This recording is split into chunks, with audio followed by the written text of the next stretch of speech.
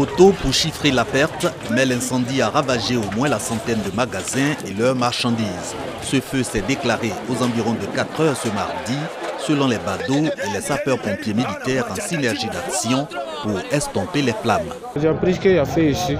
On m'a appelé, on est venu faire sortir les bouillons. Il y a les stacks bouillons ici, on a fait sortir un peu. On a fait sortir beaucoup de marchandises ici. Mais ce n'est pas tous les marchandises qui sont sortis. On a été alerté à 4h22 et à 4h23, les premiers engins sont arrivés. Ils sont arrivés sur site à 4h25. Voilà la difficulté qu'on a rencontrée quand on est arrivé. Il y avait encore le courant dans la zone qui était en feu. Et donc on a demandé le concours de la CIE pour isoler la zone afin que nos hommes puissent travailler. Et on tient à remercier la population de Bouaké, les jeunes de Bouaké, qui nous ont vraiment prêté main forte. Et ils ont aidé à circonscrire le feu. L'incendie circonscrit autour de 7 heures, soit plus de 3 heures de combat avec les flammes, et les soldats du feu ont les félicitations des populations. Depuis 4 heures, sur le terrain. Donc on travaille à nous. Vraiment, moi, je l'ai fait beaucoup. C'est le matériel qui leur manque. Si l'origine de l'incendie est soumise à enquête, la chose déjà certaine, c'est que presque tout le marché d'oignons est parti en fumée. Ce qui était à l'origine une bagarre entre groupes rivaux des syndicats de transporteurs a viré au drame. Le maréchal des logis Anderson Tiekou, qui tentait d'appeler les protagonistes au calme, a été assassiné par un groupe d'individus qui n'a visiblement pas apprécié son geste. Les faits remontent au dimanche 25 août 2019 aux environs de 16 h à la gare Lavage de Yopougon-Saint-André. Alerté, le préfet d'Abidjan et le ministre Gilbert Kafana Koné, maire de la commune de Yopougon, se sont rendus sur les lieux du drame. La délégation s'est ensuite rendue au domicile familial du défunt à quelques mètres du lieu du crime. Vive émotion. Parents et amis sont encore sous le choc.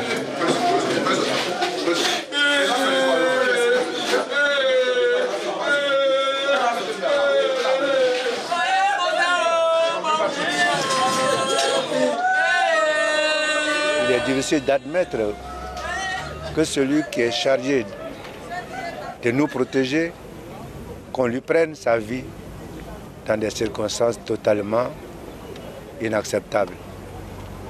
Donc encore une fois, nous présentons toutes nos condoléances à la famille proche du défunt, mais aussi à la famille de la gendarmerie à laquelle il appartenait. Des individus ont été interpellés à la suite du drame. Parmi ces individus qui ont posé l'acte, il y a déjà 3 qu'on a pu interpeller. Pour le moment, on a arraché des autres qui ont pris la fuite et du commanditaire lui-même qui, pour le moment, a pris la fuite. Le préfet d'Abidjan rappelle les mesures en cours pour assainir le milieu du transport dans le district d'Abidjan. Les transporteurs sont très organisés. Mais comme tout secteur, il y a des voyous qui gangrènent ce milieu et qui devront être extirpés de ce milieu-là. Et c'est ce à quoi nous nous attelons. Nous avons depuis Koumassi fait un certain nombre d'activités. Donc le problème est structurel, mais également réglementaire, parce qu'il y a des textes sur lesquels il faut s'appuyer pour autoriser des lignes, autoriser des activités syndicales. Nous avons déjà eu après Koumassi des réunions avec toutes les mairies, toutes les structures concernées, et nous étions en exécution de ces diligences. Malheureusement, on a un incident qui nous rappelle qu'il faut accélérer les actions à prendre pour que sur le territoire d'Abidjan, on ait beaucoup plus d'ordre. Et vous serez surpris de constater que chaque fois que nous prenons des mesures énergiques, c'est curieusement les acteurs du monde du transport qui sont les plus heureux parce qu'ils sont handicapés par ce désordre, par cette violence. En attendant que tous les coupables de ce crime soient mis aux arrêts, les autorités ont eu une réunion avec les acteurs du transport pour les sensibiliser sur la nécessité de préserver un climat de paix dans ce secteur.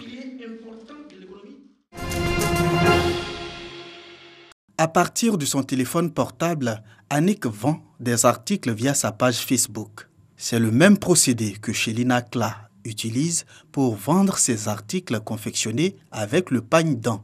Chélina et Annick participent pour la première fois à une exposition vente. Avant d'arriver ici, vraiment, j'étais stressée. Il y a des gens qui ont plusieurs fois exposé, tout ça. Moi, c'est ma première fois. Et puis, je viens de loin. Avec l'aide de Dieu et puis les autres battantes qui viennent te saluer, t'encourager. Vraiment, c'est émouvant. J'ai connu sur Facebook. C'était sur une publication. J'ai vu que ça m'intéressait de pouvoir faire partie de l'exposition. Et j'ai surtout aimé l'esprit qui animait les deux créatrices de ce concept. 50 femmes de divers secteurs d'activité exposent leur savoir-faire à cette première édition du réseau Femmes entreprenantes et battantes. Des créations qui accrochent les visiteurs. Vraiment, je suis très impressionnée de voir nos jeunes filles, nos jeunes sœurs qui ont beaucoup de choses dans la tête. Et là, ça fait chaud au cœur. Ça fait plaisir de voir que nos femmes africaines ne sont pas fainéantes. Femmes entrepreneurs et battantes, FEB, est une initiative de 2 jeunes entrepreneurs. Objectif, contribuer à l'autonomisation de la femme. Quand une femme est entreprenante et elle ne dépend de personne, c'est vraiment une chance. Qu'elle arrive à avoir un bon suivi de son activité, elle arrive à avancer dans ce qu'elle fait, ça sera un plus pour tout le monde. Pendant 2 jours, ces femmes entrepreneurs ont exposé leurs créations. Le réseau FEB envisage les aider à progresser dans leur activité.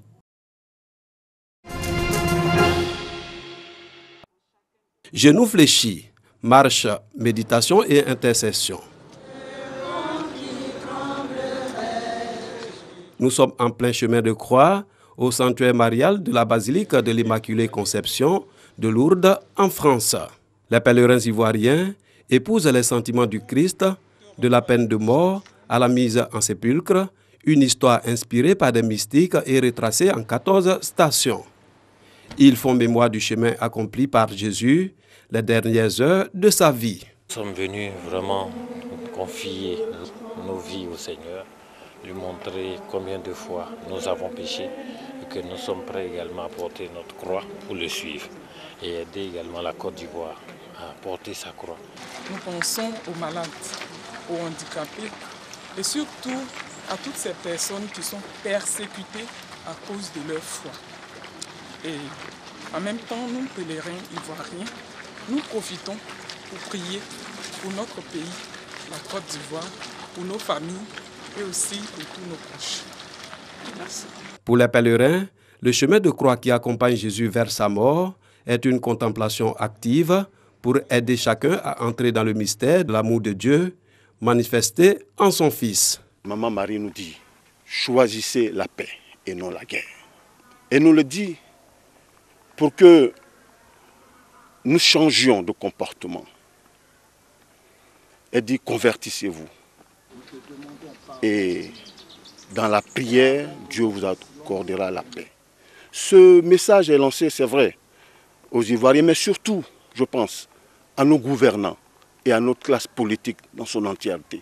Il faut tourner le dos à l'arrogance, à la haine de l'autre. Il faut tourner le dos à l'ego surdimensionné, qui n'a jamais uni. Je repars à combler. Je pense que ce que j'ai dit à la Vierge Marie, qui va le porter dignement au Seigneur, va profiter à moi-même, à ma famille, mais à toute la Côte d'Ivoire qui est mon pays. Je sais que Dieu nous aime et nous a envoyé son Fils et la Vierge Marie prie sans cesse pour notre pays. Des messes et des processions, des piliers importants de l'Église catholique ont permis d'invoquer la Vierge Marie, Notre-Dame de Lourdes, pour invoquer auprès de Jésus-Christ afin qu'il guérisse les malades. Le développement et la stabilité de la Côte d'Ivoire lui ont été également confiés par les pèlerins.